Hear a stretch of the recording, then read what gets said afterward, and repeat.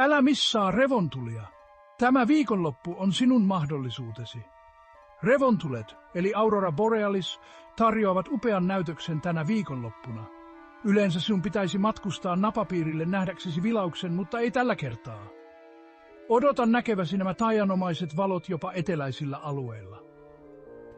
Tässä syy. Auringon purkaukset lähettävät varautuneita hiukkasia törmäämään maan magneettikenttään.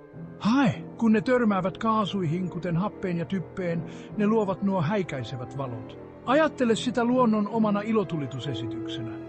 Parhaan näkymän saamiseksi katso ylös lauantai- ja sunnuntai-iltana. Pohjoisessa on ennustettu selkeää taivasta, mutta saatat silti nähdä revontulet, jos sää muuten sallii. Älä missaa tätä taivaallista näytelmää. Nappaa ystäväsi etsi pimeä paikka ja katso, kun taivas syttyy. Se on ehdoton tapahtuma, jota et unohda. Onnellista tähtien katselua.